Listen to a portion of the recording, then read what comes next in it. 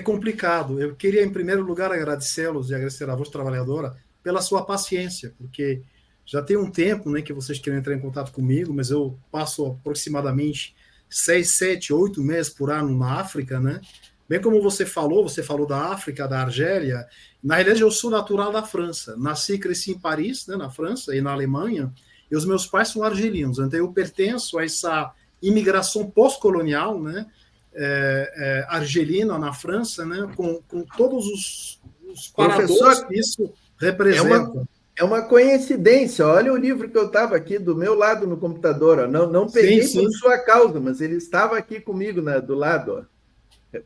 Frantz Fanon, Revolução Argelina, um grande livro. Essa visão do Frantz Fanon sobre a questão colonial, né, é algo que transcende a Revolução Argelina, porque ela está diretamente relacionada com a situação atual neocolonial que existe, em particular no continente africano, né? Então, é realmente no pensamento descolonial, né? Toda essa relação do que o Frantz Fanon chama, por exemplo, de complexo de dependência, né? Que é um estado de espírito patológico que se refere a uma relação, na realidade psicológica, né? De um complexo de inferioridade do colono, que o colonizador, né? o ex-colonizado continua até em relação ao colonizador. Então, o pensamento descolonial do Frantz Fanon, ele transcende a Revolução Argelina. Né? Frantz Fanon era da Martinica, era martiniquês, mas se considerava como argelino, ele era um membro da Frente de Libertação Nacional, né? E, obviamente, essa Revolução Argelina, ela transcende também a Argélia, porque inúmeros teóricos de outras revoluções pertenceram à Revolução Argelina. É o caso, por exemplo, do Ali Shariati, que é o teórico, né, que representa a corrente esquerda da Revolução Iraniana, né, que estudou sociologia na Sorbonne, na França, que então se juntou ao movimento de libertação nacional argelino, relembrando que o movimento independentista argelino ele tem uma particularidade que ele não nasce na Argélia, mas nasce na imigração. Então isso é muito importante, né, porque existia já no início dos séculos IX uma classe operária norte-africana, argelina, ao contato com movimentos de esquerda, marxistas, socialistas, Partido Comunista Francês, que vai fazer com que a Revolução Argelina ela nasce na imigração, né? Então eu sou um produto, né, de uma certa maneira, dessa imigração argelina pós-colonial, né, com todos os paradoxos que isso representa na identidade franco-argelino. Porque quando você nasce franco-argelino, você já pertence a uma categoria social e política à parte. Né? Imagina você nascer de pais que lutaram para a independência da Argélia no país contra o qual eles lutaram. Né? Então é um paradoxo muito difícil que você carrega toda a sua vida. E que também te permite de saber se distanciar, né? Ter acesso a um pensamento crítico quando se tratar de questões ou relacionadas com a França ou relacionadas com a Argélia, que nós vamos tentar fazer agora. Maravilha, maravilha. Muito bom, muito bom. Uma introdução aí. Vamos começar com a Argélia, então, Mohamed, que é um assunto assim que olha, eu confesso que eu nunca vi ninguém falando em Argélia nas lives aí que a gente tem acompanhado, nos canais que a gente acompanha, mesmo do nosso campo, né? E a Argélia teve, agora, na semana passada, ou há 15 dias, uma eleição, né? Uhum. Então, vamos conversar um pouco sobre a Argélia, aqui é um primeiro capítulo aqui da nossa entrevista, né? E eu acho que seria interessante a gente começar exatamente neste ponto, né, do que foi essa revolução da Argélia, né, que é algo tão fundamental, né, na história anticolonial, né? Quando é que ela aconteceu? Tu já começaste a falar ali quem é que iniciou, né, o processo todo. Conta para nós um pouco desse histórico aí, né? Então, a Argélia é um país que, até os séculos IX, até 1930, que quando se inicia o processo de colonização da Argélia pela França, era uma regência que fazia parte do Império Otomano, mas como a regência de Tunis, na Tunísia, era bastante independente em relação com a Sublime Porta, ou seja, Istambul, onde ficava o poder central do sultão otomano, né? E a Argélia vai, então, entrar num processo colonial de uma maneira estúpida, Por quê? Porque no século XIX, a Argélia produzia muito, tinha uma agricultura muito importante, a regência de Argel, né? Que produzia muito trigo. E a Argélia exportava trigo para a França. E a França não pagava, obviamente, o trigo aos argelinos. Então, o Dey de Argel, que era uma autoridade, um governador no sistema otomano, bateu com o leque, né, diz a lenda, perdão, o diplomata responsável, né, representava a autoridade francesa. E isso teria sido um motivo pelos quais os franceses, considerando o gesto como um incidente diplomático, invadiram a Argélia, né, o 5 de julho de 1830. Isso é interessante porque, na realidade, a França também, no final do século XIX, com a aparição de diferentes movimentos nacionalistas na França, na Alemanha, e também no final do século XIX no mundo árabe, né, com o movimento da emerda, do renascimento árabe, né, o arabismo que vai antecipar o nacionalismo árabe para o arabismo depois, aparece então essa ideia de criar uma nação e, obviamente, a Europa naquele momento, a França, a Inglaterra, a Alemanha, são potências em pleno desenvolvimento econômico, científico e militar. E entre o desenvolvimento científico, o racismo científico, em que existe, obviamente, né, o famoso Gobineau, que é um teórico que inspirou o Adolf Hitler, né, e que dizia, entre outras, né, que os europeus, os etnias, eram, obviamente, superiores aos africanos. E dentro desse movimento racista científico vai aparecer uma figura da esquerda francesa, que se chama Jules Ferry, que é considerado na França como o pai da escola pública, mas que foi também famoso por ter pronunciado uma frase interessante. Ele falou o dever das raças superiores de civilizar as raças inferiores. Isso foi o argumento da esquerda nesse final de séculos 9 e 20 para justificar a colonização da Argélia. Então é importante relembrar, né, justamente para os seus amigos da esquerda no Brasil, né, que a esquerda, as esquerdas mundiais, europeias em particular, não são isentas do processo de colonização. Pelo contrário, tanto na Argélia quanto na Palestina, por exemplo, que diz respeito ao movimento sionista que vai se formar no final do século XIX na Europa, são isentos do fato colonial. E a esquerda francesa, então, no século XIX, vai iniciar um processo de colonização da Argélia. Essa colonização ela vai demorar de 1830 até 1910. É um processo de 80 anos de conquista colonial, durante o qual aproximadamente um terço da população argelina vai falecer, né? No primeiro momento, os franceses queriam exterminar a população argelina. Teve propostas, inclusive, de antropólogos franceses, né, em dizimar simplesmente a população argelina. Eles começaram a colocar argelinos em cavernas, colocar fogo para asfixiá-los, né? E havia uma expressão interessante que se utilizava para falar dos argelinos. A gente falava de população muçulmana, era de chamá-los de... Uma expressão que vai chamar a sua atenção de animais humanos. Né? Por que eu falo de animais humanos? Porque foi exatamente a expressão utilizada pelo Yoav Galan, o ministro da Defesa israelense, hebraico, falando Achiut Adam, né? Animais humanos, para definir os palestinos. Né?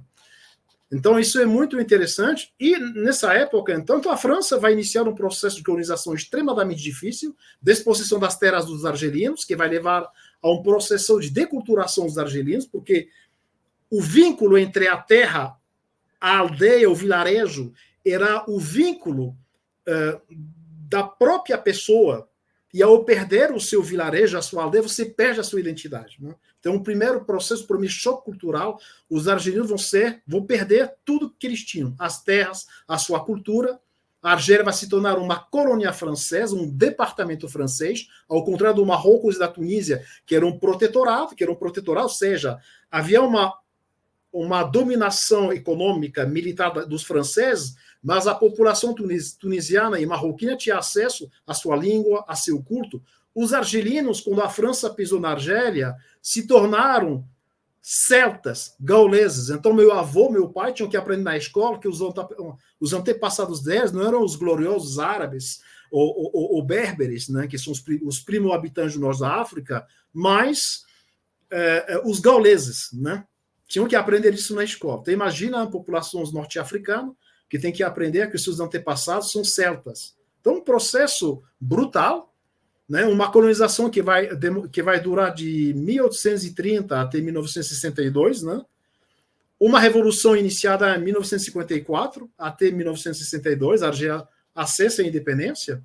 Sobre a população argelina, nós somos chamados de magrebinos, né? A Argélia é um país que se encontra no centro do norte da África, que a gente chama Maghreb, o Maghreb, que significa em árabe Ocidente, por oposição ao Mashrek, que significa o Oriente do mundo árabe, né? E a Argélia é o maior país do Maghreb, que vai da Mauritânia, Marrocos, Argélia, Tunísia e Líbia, né?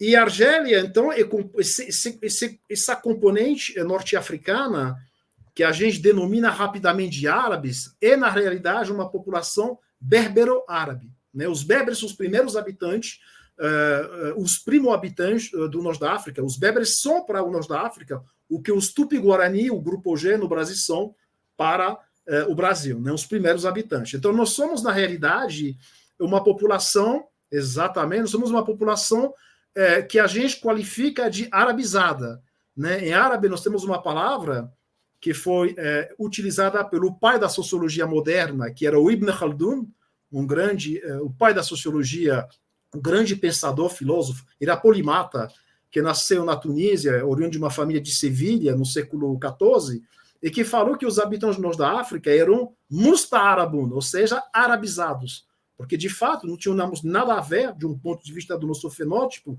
com os árabes da Península Arábica, ou com o libanês, ou com o egípcio. Nós somos diferentes porque a nossa matriz étnica, nosso DNA, é berbere. Então, os berberes são uma população cuja origem é discutida entre os africanistas e os especialistas do mundo semita. Os africanos dizem que os berberes teriam atravessado a Eritreia, a Etiópia, 20 mil anos atrás, para chegar no norte da África, fundaram uma primeira civilização chamada civilização Capsea, na Tunísia, e se difundiram no norte da África. Os semitistas, eles dizem que a gente seria oriundo do Oriente Médio, né? Os berberes não são semitas, são camitas, pertencem a outro grupo. Então, a proporção hoje em dia na Argélia é 60% de árabe, de arabófonos, pessoas que falam árabe, para berbere. No Marrocos é o contrário, são 60% de berbere, 40% de arabófonos, né? Mas a língua nacional da Argélia é o árabe e as diferentes línguas emezir, ou seja, de origem berbere, né? A gente não fala de berbere e árabe, no Maghreb a gente fala de Tamazga é no norte da África, para os berberes, e tem diferentes línguas, diferentes grupos. Você tem os rifénios no Marrocos, tem os tuareg do Saara, você tem os Tlur também no Marrocos, você tem os Chaui na Argélia, os Cabilhas, etc. O francês na Argélia não é língua nacional, é língua estrangeira. É o único país do Maghreb, inclusive, que não integra mais a língua francesa, a língua do colonizador, como língua nacional, né? Embora seja a língua francesa muito falada na Argélia, e a Argélia é oficiosamente o segundo maior país francófono depois da França, mais do que no Canadá, né? A língua francesa é muito falada, e a Argélia é o maior país do mundo árabe, o maior país do continente africano. Antigamente, o maior país era o Sudão, né? Que também era um país árabe, um país africano, né? De que, a partir de 2013, foi dividido, em particular por uma ação conjunta dos Estados Unidos e de Israel, né? E criaram o Sudão do Sul em 2003. Então, a Argélia é, ao mesmo tempo, o maior país do mundo árabe, o maior país do continente africano, e também o maior país da bacia mediterrânea. Ele conta com uma população aproximadamente de 45 milhões de habitantes, né? 70% da população tem menos de 25 anos. Né? A Argélia é atualmente, em termos de economia, a terceira economia africana. Daqui a 2025, ela deveria ser a segunda. Né? As principais atividades econômicas da Argélia, a extração de petróleo e de gás. A Argélia é o primeiro país exportador de gás da África e o quarto de petróleo. Né? E isso, obviamente, representa, ao mesmo tempo, uma vantagem no contexto da guerra da Rússia e da Ucrânia, porque a gente exporta muito gás e tem bastante dinheiro, né? Semana passada eles acabaram de integrar o Banco dos BRICS, né? Com um investimento de US$ 1,5 bilhão. E o lado negativo, obviamente, é que a Argélia precisa diversificar a sua economia, né? Que ainda é muito dependente dos hidrocarbonetos. Né? Então, isso é um perfil da Argélia. Então, a Revolução Argelina, ela se caracteriza por uma guerra dura contra a França, população de 9 milhões de habitantes, 1,5 milhão de mártires argelinos perderam a vida. A Argélia é o único país do mundo árabe e do continente africano a ter conseguido a sua independência por meio de uma luta armada, de uma guerra, né, que vai fazer com que a Argélia vai ser extremamente respeitada no terceiro mundo, e ela vai se tornar, na sua independência em 1962, um farol, o guardião, né, desses condenados da terra, como o Frantz Fanon falava, sempre defendendo os oprimidos no mundo, né? É aquela Argélia que o Amílcar Cabral, grande nacionalista do Cabo Verde e da Guiné-Bissau, chamava da Meca dos revolucionários, né? Uma Argélia que acolhia todos os movimentos revolucionários antifascistas do mundo. Então, a Argélia se tornou a capital e recebeu movimentos do Brasil. Ela recebeu Miguel Arraes, o ex-governador de Pernambuco, que morou 14 anos na Argélia, que desempenhou um papel diplomático para ajudar os países de língua portuguesa, como Moçambique, como Angola, como Cabo Verde, Guiné-Bissau, a se tornar independente, né? A Argélia acolheu o Frelimo de Oscar Monteiro no Moçambique, ela acolheu espanhóis e portugueses opostos ao salazarismo, o movimento do Vietnã. Ela acolhia também o Euskaditas Katasuna, a ETA da Espanha, movimento de libertação da Bretanha, do Canadá, ou seja, se tornou uma capital mundial revolucionária. E a admiração que eu tenho em relação com a Argélia, porque eu sou, obviamente, também crítico na questão da política interna que nós vamos abordar, a minha admiração em relação com a Argélia justamente essa linha constante e fiel à defesa dos oprimidos no mundo. Ou seja, isso é uma constante desde a Revolução Argelina até hoje, até 2024, em que a Argélia nunca mudou na sua posição de defender os colonizados. A Palestina, vamos falar, o Saara Ocidental, né, o ex-Saara espanhol, ocupado ilegalmente pelo Reino do Marrocos, né, mas também sempre teve uma independência, uma diplomacia extremamente eficaz na resolução de diferentes conflitos. Acordo de Argel de 75 entre o Iraque e o Irã na questão da disputa do Arabistão e o Cuzestão. Em 81, a Argélia foi o país que possibilitou libertar os reféns americanos na embaixada americana em Teherã. Os diferentes acordos de Argel, os diferentes conflitos no norte do Mali, até o último de 2015.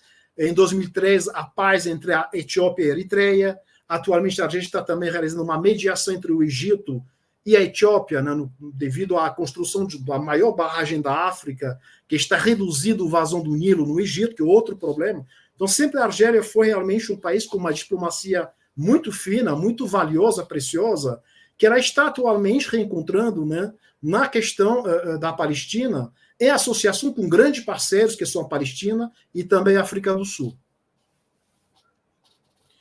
Maravilha, maravilha. E, Mohamed, essa revolução da Argélia, né? Ela está muito bem espelhada ali, até vamos recomendar para o pessoal aquele filme A Batalha de Argel, né? De Gilles Pontecorvo. É um belo filme, né? Que retrata esse período aí, essas lutas todas, né? E ali na Argélia, né, Mohamed, a gente tem digamos, um legado negativo que ficou dessa questão da Revolução Argelina, né? Que inclusive respingou aqui para nós na América Latina, né? Que foi a Argélia foi praticamente um laboratório, né? Do sistema de tortura, né? E de maltratos, digamos assim, com os revolucionários, né, Mohamed? Se puder nos contar um pouco sobre isso. A França utilizou ali a Argélia meio que como um laboratório, né, de uma linha dura, né, para enfrentar um movimento revolucionário. Isso já começou, para falar de Gilles Pontecorvo e da Batalha de Argel rapidamente, é interessante porque, além de ser um filme fantástico, que retratou muito bem o que foi a Batalha de Argel, é que os próprios nacionalistas argelinos participaram do filme. E o Youssef Sardi, o principal líder da FLN em Argel, participou e desempenhou o próprio papel dele, jogou o próprio papel dele no filme. Né? Então, isso é mais interessante ainda. Né? E sobre a questão da tortura, foi um laboratório, sim, de tortura que já foi iniciado no século XIX. Né? Quando eu falei que o general Bugeaud, por exemplo, colocava os argelinos em caverna e eles morriam asfixiados, né, pela fumaça do fogo, né? E que também foi um laboratório que já antecipou na existência de câmara de gás também. Isso é muito importante. O sistema da tortura, ele foi obviamente legalizado, né? A utilização da tortura foi legalizada, então havia a utilização de torturas que foram utilizadas no Iraque, né? E Abu Ghraib, por exemplo, né, nos presídios do Iraque, como você colocar choque nos testículos dos argelinos, né, dos homens, estupro de mulheres, fazer com que o seu colega, né, o seu colega de luta também seja emasculado na sua presença, utilização de cachorro, estupro de mulher por meio de vassoura, por meio de diferentes ferramentas utilizadas, né? Mas teve também uma outra tortura também, além da tortura física, que foi também a tortura psicológica, no intuito de fazer com que os argelinos possam perder a sua própria identidade. Né? O caso das mulheres que tinham véu, né? De desvelar as mulheres, como se fosse um sinal de modernização das mulheres, enquanto na realidade, o Frantz Fanon falou muito disso, era uma maneira de despersonalizar, né, o que eram os argelinos, né, essas populações, né, que a gente chamava também de população muçulmana. Então, a tortura ela foi, obviamente, um laboratório não apenas para desenvolver diferentes tipos de torturas técnicas, mas também um laboratório para um mundo futuro, né, no intuito de modernizar esses diferentes tipos de torturas. E, Mohamed, como é que, depois da Revolução, como é que se desenvolveu a Argélia, a Frente de Libertação Nacional? Pelo que eu li por alto, este presidente que se reelegeu, ele é da Frente de Libertação Nacional ou não? Sim, na realidade, existia durante todo o processo pré-independência, né? A Revolução Argelina começa no 1º de novembro de 1954. Mas a questão de acesso à independência já começa, obviamente, quando a conquista colonial francesa começa nos séculos IX. Né? Primeiro, por meio de um pensamento de chefes religiosos, né, que a gente chama de ulema, que são os doutores de teologia islâmica, e entre eles o Ben Badis, né, Ibn Badis, que era um teórico que já pensava na maneira como a Argélia poderia se tornar uma nação independente. Né? Então, todo o pensamento independentista argelino vai ter uma matriz religiosa, né, principalmente porque o único lugar em que os argelinos podiam falar de política eram as mesquitas, né, porque como não eram... O que é importante relembrar durante o processo colonial sobre a colonização argelina é o Estatuto dos Argelinos. Né? Quando a gente fala de argelinos durante a colonização, a gente fala de 3 populações: os árabes, os berberes e os judeus. Né? Os judeus, né, que eram também parte da população argelina, e quando a gente fala de judeus, a gente fala de judeus que são não só judeus oriundos do norte da África, né, que são, a gente chama em hebraico de Toshavim, que são aqueles judeus que se instalaram no norte da África depois da queda do segundo templo de Jerusalém em 70 depois do Cristo, quando o imperador romano Tito expulsou parte dos judeus que foram até o norte da África.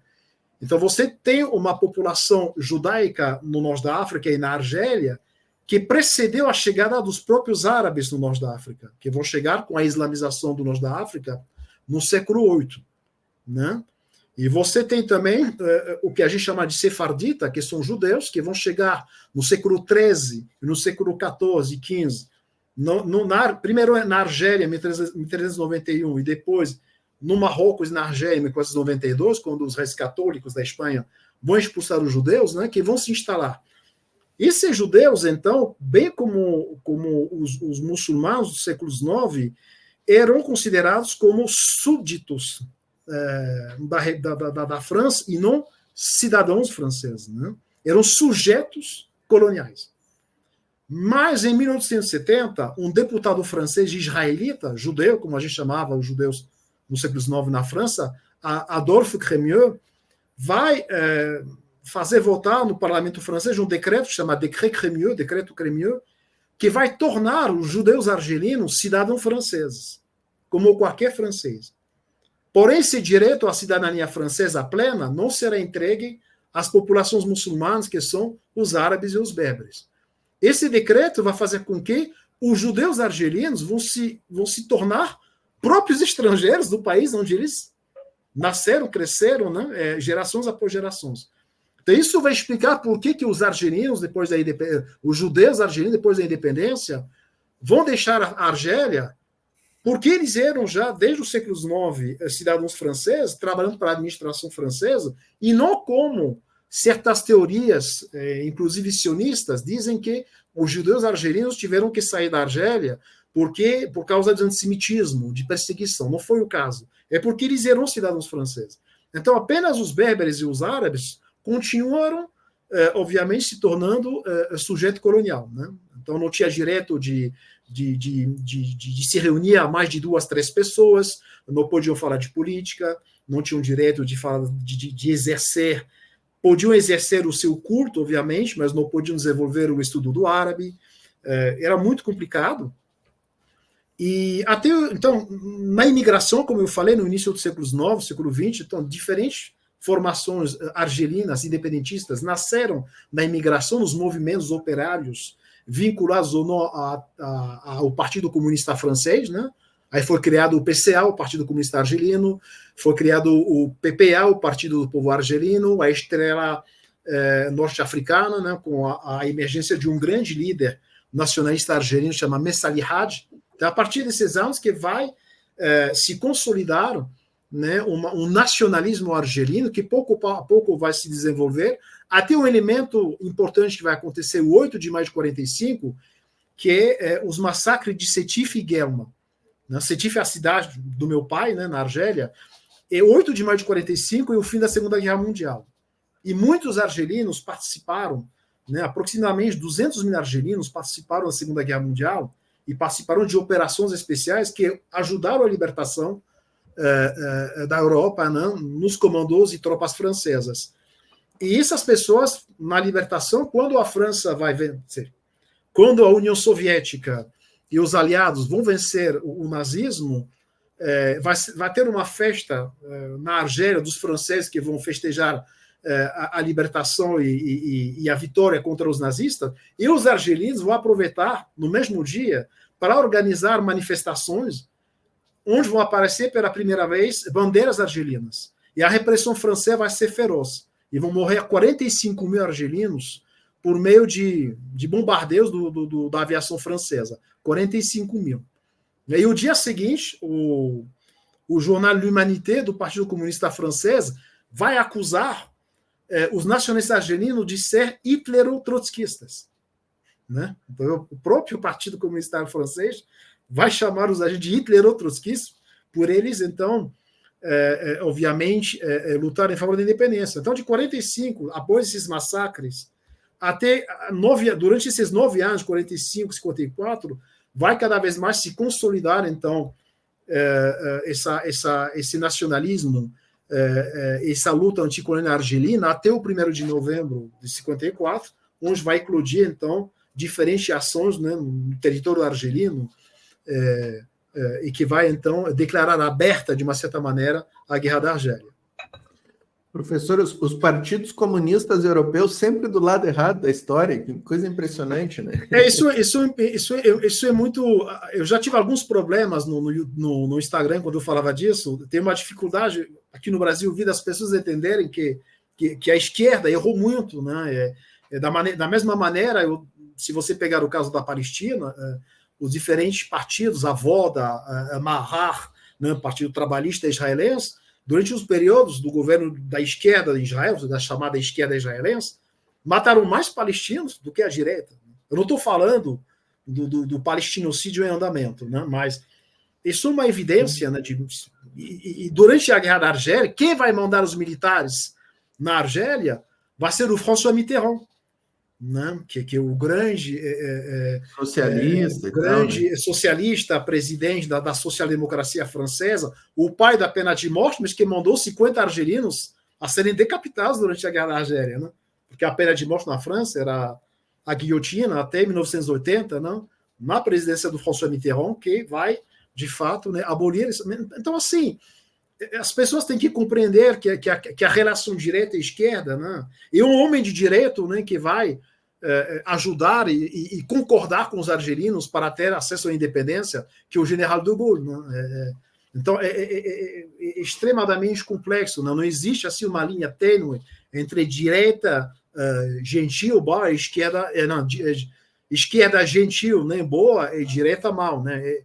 Eu falo daquele contexto, né, histórico-político.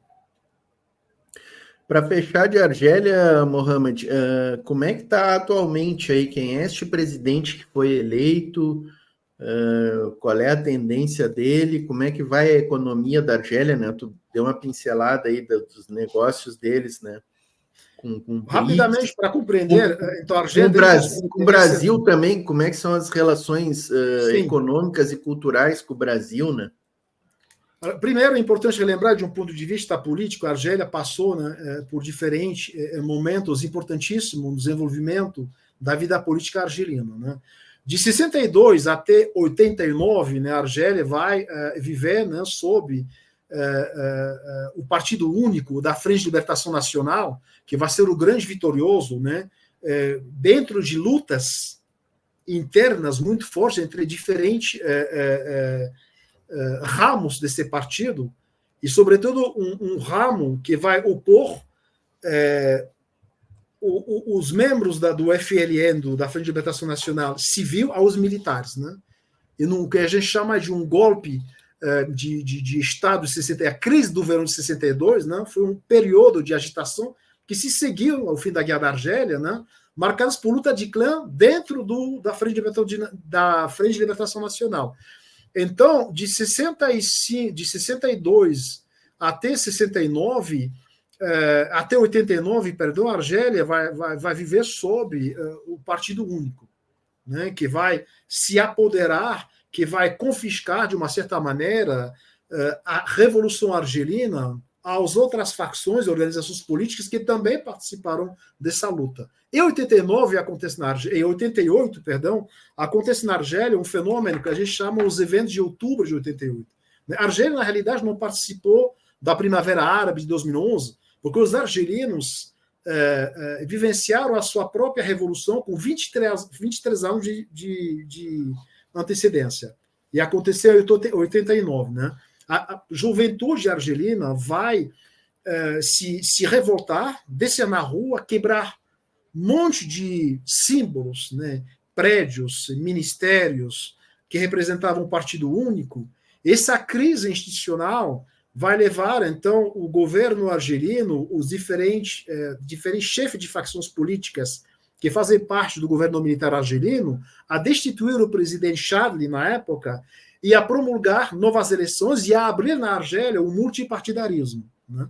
E a partir a Argélia vai se tornar, a partir de 88, um verdadeiro laboratório do mundo árabe em termos de abertura democrática. Vão aparecer inúmeros partidos políticos, uma liberdade de imprensa, uma liberdade de expressão nunca encontrada no mundo árabe, inúmeros jornais da direita até a esquerda, né? E esse quadro político argelino vai, pela primeira vez também, regularizar e legalizar um partido político de obediência islâmica, né, que se reclama do islamismo político chamado FIS, Frente Islâmica de Salvação. Esse partido, que tinha crescido socialmente ao longo dos anos na Argélia, por quê? Porque, da mesma maneira que durante a colonização os argelinos não podiam se expressar apenas nas mesquitas, na época do Partido Único vai acontecer a mesma coisa. O único lugar em que os argelinos vão poder se politizar é dentro das mesquitas. Então, esse partido vai começar a tecer toda uma rede extensa dentro do país, vão organizar em 89 eleições municipais e vai ser uma vitória total desse partido islâmico. Em 91 vão ser realizadas eleições legislativas, o partido da Frente Islâmica de Salvação vai ganhar o primeiro turno e o poder militar algerino, que vai se sentir ameaçado pela possibilidade de chegar no poder um partido que não mais um partido socialista, de obediência marxista, panarabista, mais de obediência religiosa, vai realizar um golpe de Estado, vai interromper o processo democrático, vai tornar o Partido Islâmico ilegal e a Argélia vai mergulhar numa guerra civil de 10 anos, né, de 91 a 99, que vai mergulhar a Argélia numa guerra civil com mais de 300 mil vítimas, né, porque o Partido Islâmico, que tinha ganho as eleições, da última vez um colega tinha falado que tinham perdido, mas ganharam as eleições, né? Vou entrar na clandestinidade e muitos argelinos que faziam parte dessa organização tinham combatido no Afeganistão contra as tropas soviéticas entre 80 e 90, né? E também lutaram durante a guerra da Iugoslávia ao lado dos muçulmanos bosníacos. Então eles voltaram com um know-how militar que fez com que esses grupos começaram. A Frente Islâmica de Salvação criou o Exército Islâmico de Salvação, né, para poder lutar contra o poder militar, né, e começaram a realizar ações, né, terroristas. Também foram criados outros grupos terroristas, e alguns criados pela própria inteligência argelina, contra a população civil para acusar o Partido Islâmico, que tinha ganho as eleições democraticamente, e criou uma situação horrorosa na Argélia, né, que foi apenas resolvida com a chegada de Abdelaziz Bouteflika em 99, né, que conseguiu reverter a situação, oferecendo a concordância, né, a paz e a libertação para os terroristas que não tinham sangue nas mãos, né, e a Argélia voltou a entrar num processo político, a tendência única, né, com partido único, e por essa razão que os argelinos também não participaram das revoluções árabes, porque para eles havia uma impressão de déjà vu, né, de uma certa maneira, porque vai acontecer no Egito e na Tunísia exatamente a mesma coisa, né? Há uma primavera árabe, vai suceder o que eles chamam de um inverno islâmico, né? E durante esse período de 2000 a 2011, a Argélia vai, de fato, viver numa prosperidade econômica devido ao preço elevado do petróleo e do gás, né? Economicamente, então, até as eleições, até 2019, vai aparecer um novo movimento democrático da Argélia, que se chama o Hirak, que é um movimento que vai nascer de uma maneira espontânea dentro da população argelina e que vai reivindicar o fim do poder militar na Argélia, a instalação de um poder civil, eleições livres, né? E que, finalmente, os militares possam voltar às casernas, de uma certa maneira. Esse movimento vai ter muito sucesso, mas, infelizmente, em 2009, vai demorar dura de 2019 a 2020, mas vai ser interrompido pela Covid. A Covid vai ser uma benção para o poder argelino, porque, bom, agora a gente não pode mais manifestar nas ruas, né, devido a uma questão de segurança médica, né? Então todo mundo vão proibir vão utilizar o pretexto da Covid para interromper o processo dessas manifestações, que era extremamente importante, porque começava a se desenhar, né, líderes políticos, né, que podiam de uma certa maneira, como dizer, levar a Argélia a uma mudança, né, dessa situação política interna, né? Então eu sou extremamente admirador da Argélia, do seu posicionamento no cenário internacional, mas eu sou muito crítico enquanto a falta de liberdade, democracia, de igualdade de gênero na sociedade argelina, que é uma sociedade extremamente conservadora, né? E hoje, então, nós temos então o poder de manifestar, que é quase reduzido a nada, mesmo durante o que está acontecendo na Palestina.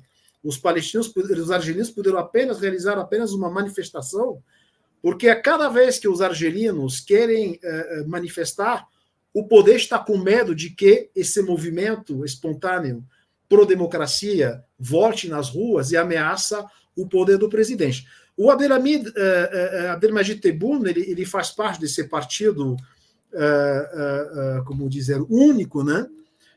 E ele foi oposto a dois homens políticos que representam uma oposição verdadeira no cenário político argelino, que é o Hassani Sharif, que é o chefe do movimento que a gente chama de Hamas na Argélia, né? que não é o Hamas, o mesmo acrônimo, mas na Argélia significa uma coisa diferente. Significa um movimento pela sociedade e pela paz, né?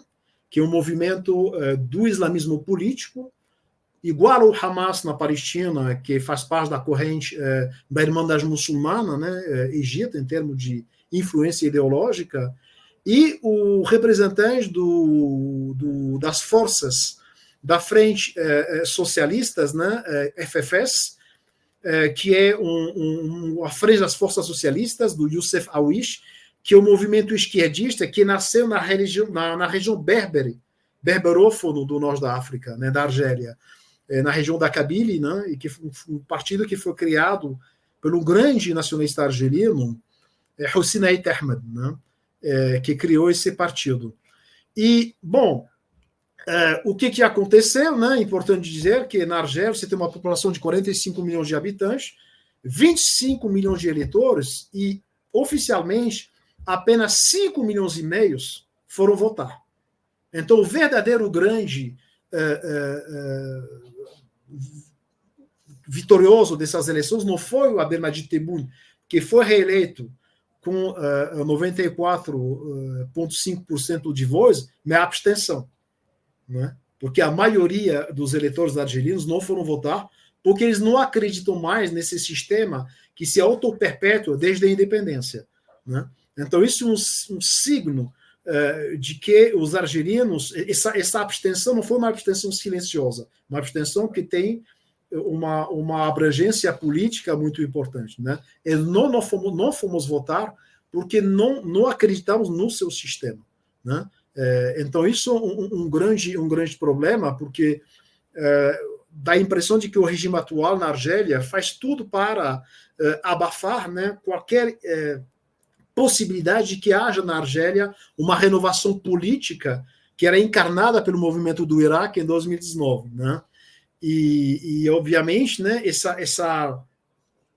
a Argélia também perde muito o que caracterizava, né, a essência da Revolução Argelina, que é a questão da liberdade. Né?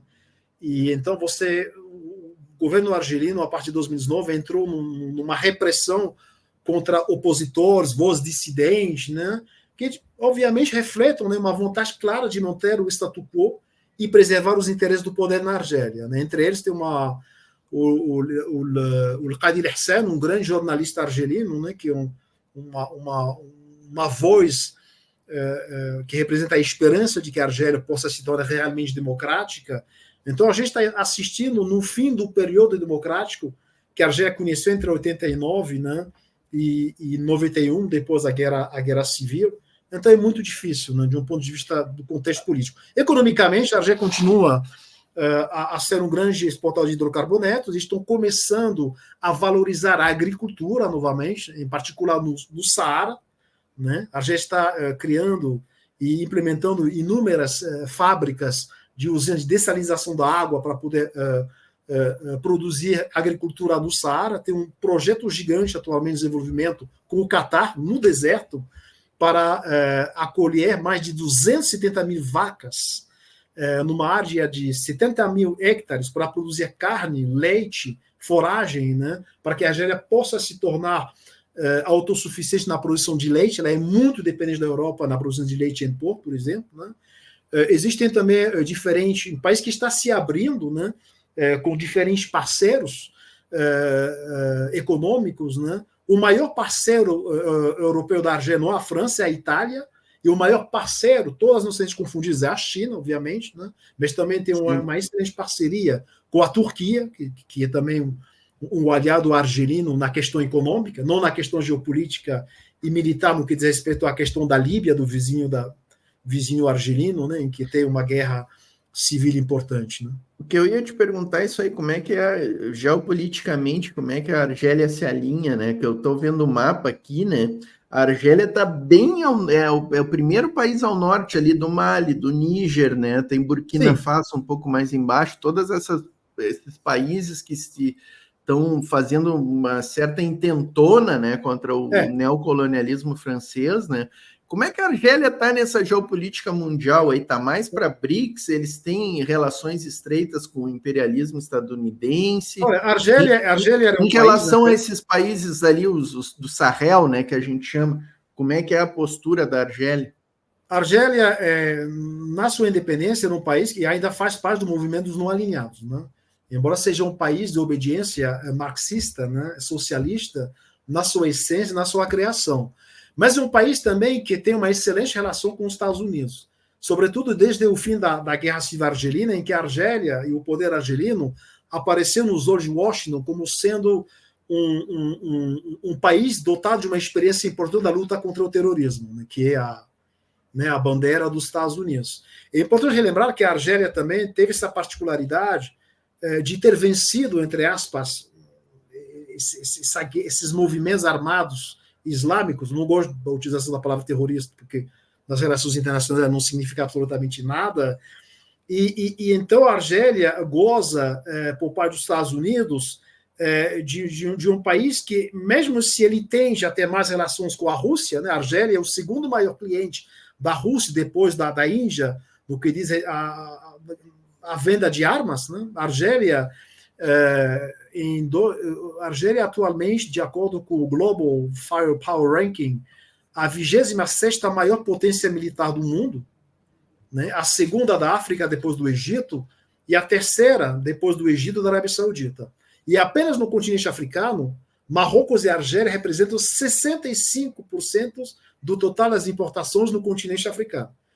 40% para a Argélia e 25% para o Marrocos. Né? O Marrocos está na 69ª posição em termos de classificação militar, muito longe depois da Argélia. Mas a questão militar é importante por quê? Porque isso legitima o poder dos militares na Argélia, porque essa questão da militarização, ela se explica também, como você falou, pela questão geográfica, o entorno geográfico da Argélia. A Argélia é o maior continente, o maior país do continente africano, que tem mais de 6.500 quilômetros de fronteira. Ele tem 1.500 quilômetros de fronteiras com Marrocos, que são fechados de 94, há 40 anos. Né? A fronteira terrestre fechada há mais tempo no mundo, 40 anos. Ele tem 1.000 quilômetros de fronteira com a Tunísia, que também conhece problemas econômicos e em termos de segurança. Ele tem 980 quilômetros de fronteira com a Líbia, país problemático. A fronteira ele tem da Argélia, fronteira da Argélia com Marrocos é fechada, tu disse? Sim, há 40 anos, né? Argélia, a fronteira está fechada desde 1994. Pô. Por quê? Porque teve um atentado no hotel Marrakech, no Hotel Hassan, em 94, que foi cometido por 2 franceses de origem marroquina e argelina, e o governo marroquino acusou a Argélia de estar atrás desse atentado. E na época a Argélia estava totalmente mergulhada numa guerra civil, né? E não tinha interesse em desestabilizar o Marrocos. Então a Argélia decidiu de fechar as suas fronteiras, que tem uma consequência econômica muito grave, muito séria para a região oriental, né, a região leste do Marrocos. Por quê? Porque os argelinos, pelo seu poder aquisitivo mais alto do que os marroquinos tunisianos, eram os turistas que mais frequentavam o Marrocos, toda a nacionalidade confundida. Então, quando a Argélia fechou a fronteira, todo o fluxo turístico argelino parou. Isso foi, obviamente, uma questão, e havia muito tráfico também. Marrocos produz muita maconha, né? O maior produtor de maconha do mundo, chama de narco-reino, né?